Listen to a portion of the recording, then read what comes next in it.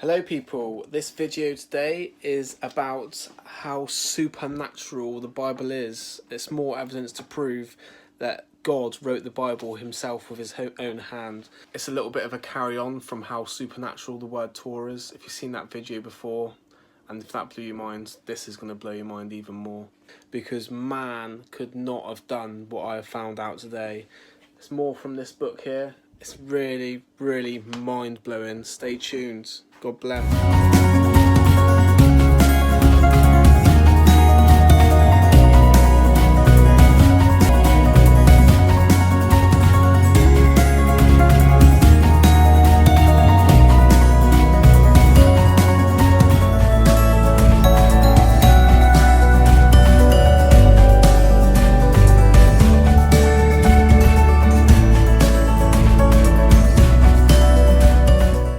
Okay, so we know from my last video that the ancients see the number 7 as a holy number. So as we continue, the mystery of the Torah. For those of you who don't know, the Torah is the first 5 books in the Old Testament. So as we read on, the word Torah is not a Christian Western word. It is Hebrew. It means teaching.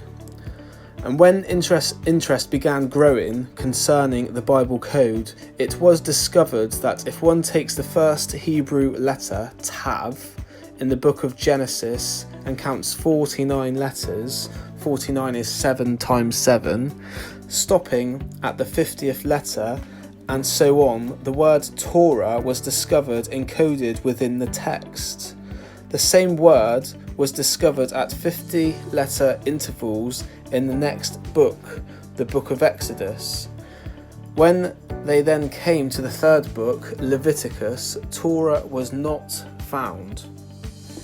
We'll get back to the book of Leviticus in a minute, but you can see on the picture underneath the diagram of what I've just explained. So that was the first 2 books of the Torah, Genesis and Exodus, and the middle book, Leviticus, there was nothing found. So we now go to the 4th and 5th books, which is Numbers and Deuteronomy. It says, when Numbers and Deuteronomy were checked, Torah was found once more at 50-letter intervals, but the code was reversed. So exactly the same, but it was the other way round. It was Torah written backwards, basically. So instead of T-O-R-H, it was H-R-O-T. Furthermore, at the bottom it says, I wondered if there could be anything deeper than just the word Torah that represents the first 5 books of the Bible. The word Torah also means teaching. Was God trying to teach us something other than that revealed in the surface text of these first 5 books? I went to the ancient Hebrew pictograms that have been used for millennia by the Jewish people. Every Hebrew letter has a picture associated with it. So I checked the pictographs and began to place the pictures beneath each Hebrew letter in the word Torah to see if there was anything others may have missed. As I placed the relevant pictograph beneath each letter, I actually began to cry. The Messiah code was clear even in the Hebrew word Torah. Reading right to left, it reads, on a cross is nailed the highest, behold. And there's the pictograms that you can see. It can even be read in reverse. Behold, the highest is nailed to a cross. This is taken from the Hebrew word Torah using ancient Hebrew pictographs. But friends, the Jewish people do not believe Jesus, who was nailed to the cross, is the promised Messiah, yet here it is. Placed there by Hebrew hands thousands of years ago, not realizing the enormity of the truth they were encoding under the inspiration of God himself. So yeah, guys, this is massive. This is massive. I haven't got to the juicy part yet, but if you go up to a Jewish person today, and you say to him, Jesus is your Messiah, they would probably try to kill you because they're that devoted to the Torah. but they just can't see past like their own writings. I can't understand it, but obviously there's some sort of veil put across their eyes.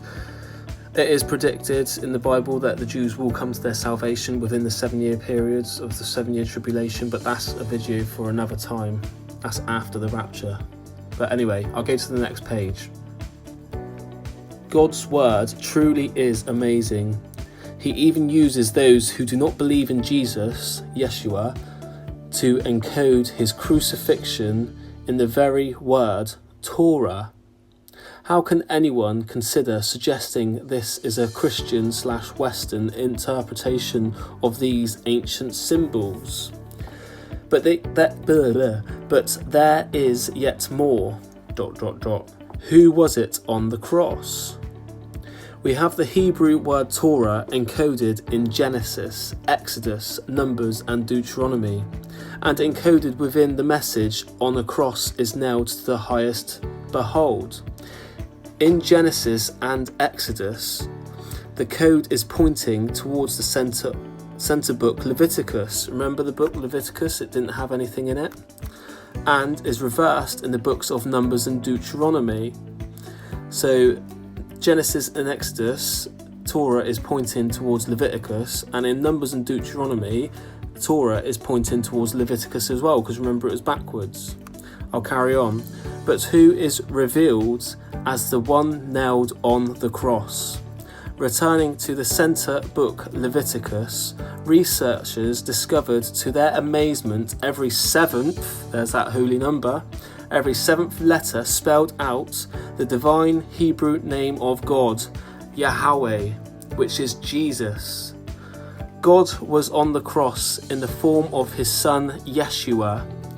This is inescapable. From Genesis to the very word Torah, the Messiah code reveals the Anointed One, the Messiah, who also is God, would come to earth in human form and die on a cross to rescue his own creation from his justice. God has done everything he can to save us from his wrath and the eventual destination of all who reject his Son, a place chillingly called the lake of fire. He is just. To let the guilty go free would make him unjust.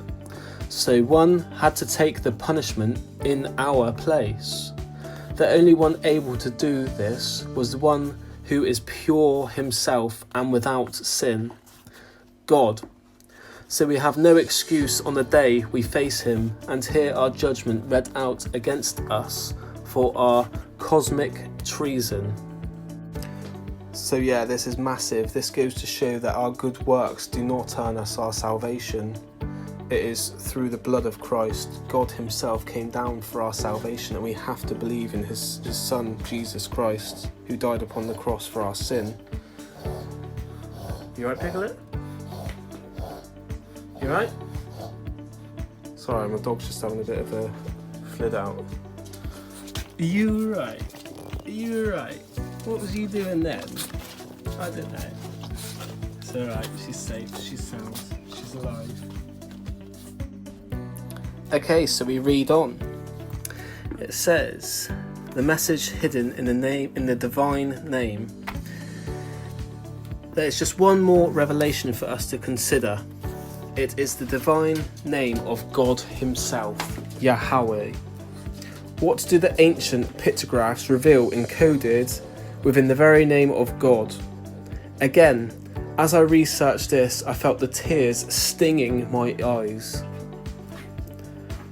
Reading right to left, we read, the hands behold, the nails behold, or from left to right, behold the nails, behold the hands.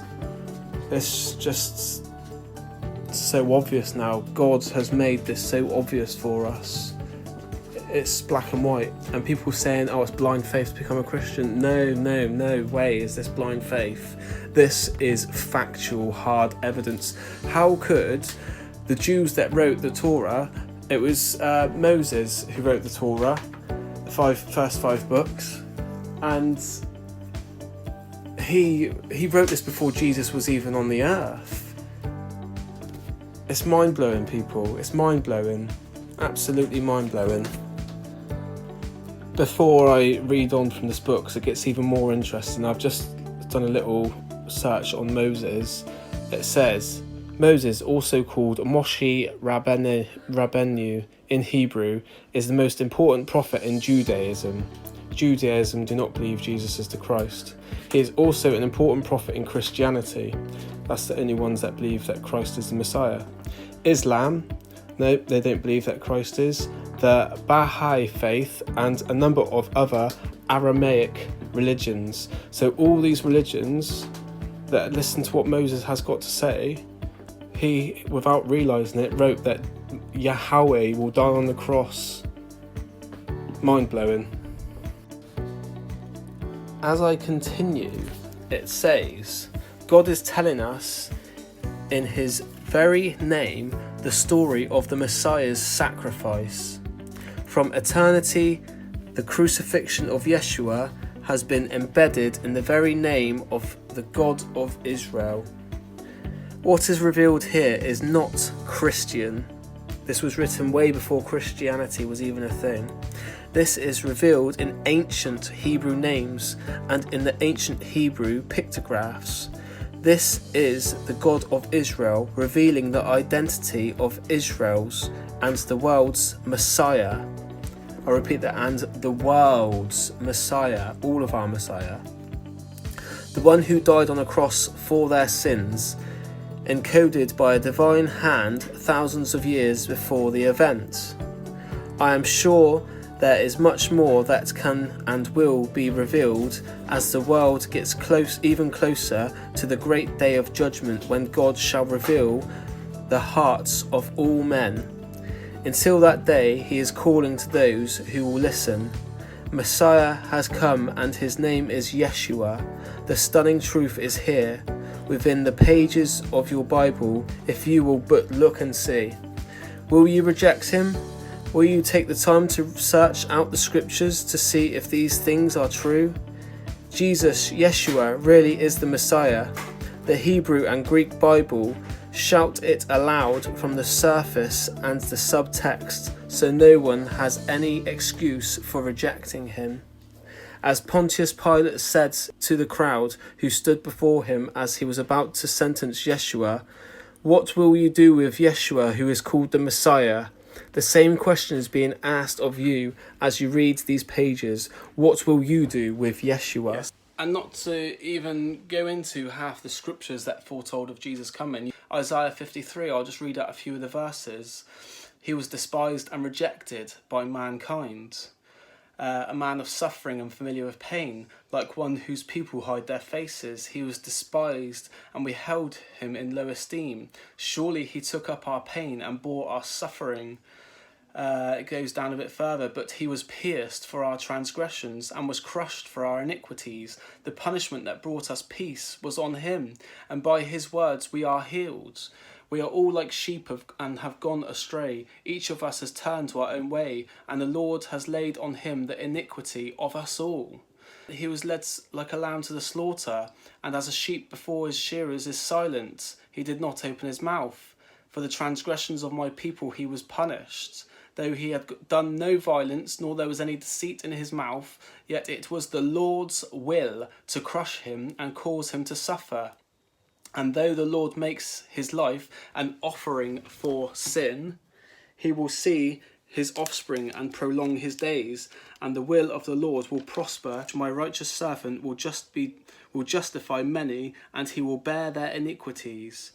He bore the sin of many and made intercession for the transgressors. This is like Isaiah. This was like written 700 years before Jesus was born. And even in Psalm 22, they pierce my hands and my feet. All my bones are on display. They stare and gloat over me. They divide my clothes among them and cast lots for my garment. That's exactly what the Roman soldiers did with Jesus' clothes. How was they to know? All over the Bible, Jesus is then in there, all over it. Before Jesus was born into a human body, Jesus was there from the beginning. Yeah, so I hope you enjoyed this video. I hope it's helped a few people. God bless. Goodbye. Amen.